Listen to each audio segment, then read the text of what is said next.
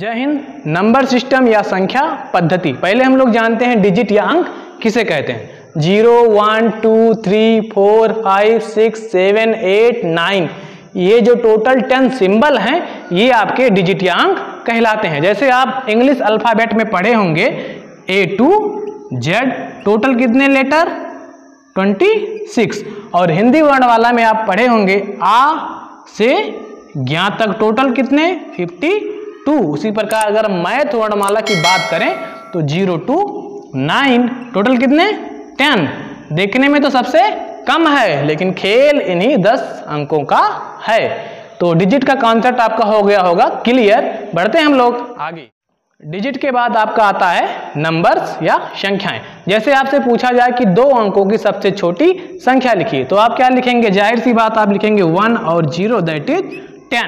10 कैसे प्राप्त हुआ, 10 में 1 और 0 आप डिजिट मिलाए तो बना 10।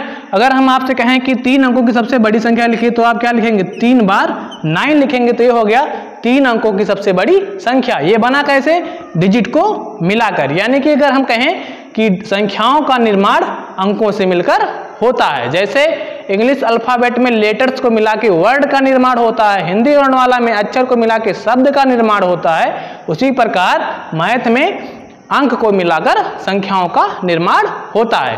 प्रश्न ऐसे आता है कि 4 अंकों की या 5 अंकों की या 6 अंकों की सबसे छोटी संख्या लिखिए या 7 अंकों की 8 अंकों की सबसे बड़ी संख्या लिखिए, तो आप कैसे लिखेंगे। देखिए एकदम सीधा सा कॉन्सेप्ट।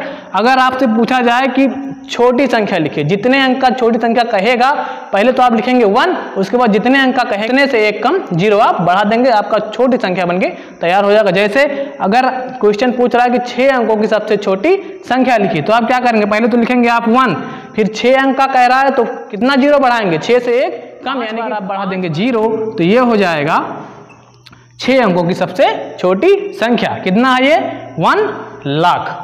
ठीक। अगर आपसे पूछा जाए कि 6 अंकों की सबसे बड़ी संख्या लिखिए तो आप क्या करेंगे, बड़ी संख्या लिखने के लिए केवल आपको जितने अंक का कहा जाए उतनी बार आप लिख देंगे 9, वो आपका हो जाएगा बड़ी संख्या। ये हो गया आपका 6 अंकों की सबसे बड़ी संख्या। कितना है 1 10 100 1000 10,000 लाख 9,99,999।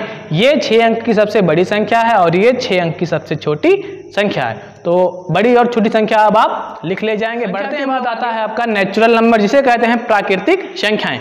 ऐसी संख्याएं जिनका प्रयोग हम संख्याओं को गिनने में करते हैं नेचुरल नंबर कहलाते हैं। जैसे अगर हम आपसे पूछें कि ये कितने मार्कर हैं तो आप बोलेंगे 1 और 2। शुरुआत आप कहां से कर रहे हैं, 1 से, यानी कि नेचुरल नंबर की भी शुरुआत होती है 1 से। 1 2 3 4 5 एंड शो ऑन, जहां तक आप गिन सकते हैं सब आपके नेचुरल नंबर है और नेचुरल नंबर को कैपिटल N से रिप्रेजेंट करते हैं। उसके बाद आपका आता है होल नंबर। अगर हम नेचुरल नंबर में 0 को भी शामिल कर दें तो उनसे बनने वाली संख्याएं होल नंबर कहलाती हैं। होल नंबर को कैपिटल W से रिप्रेजेंट करते हैं। उसके बाद आपका आता है इवन नंबर। सम संख्या किसे कहते हैं, ऐसी संख्या जिसको 2 से विभाजित करने पर पूरा पूरा कट जाए, वह संख्याएं सम संख्याएं या इवन नंबर कहलाती हैं। जैसे अगर इवन नंबर को हम डिनोट करें EN से, 0 2 4 6 8 एंड शो ऑन, ये सब आपके इवन नंबर हैं। 0 को भी इवन नंबर में शामिल किया गया। क्यों शामिल किया, क्योंकि इसका जो गुण है वो इवन से मिलता जुलता है। जैसे अगर हम 1 के आगे 0 बढ़ा दें तो ये बन गया 10, 10 आपका क्या है, इवन नंबर है।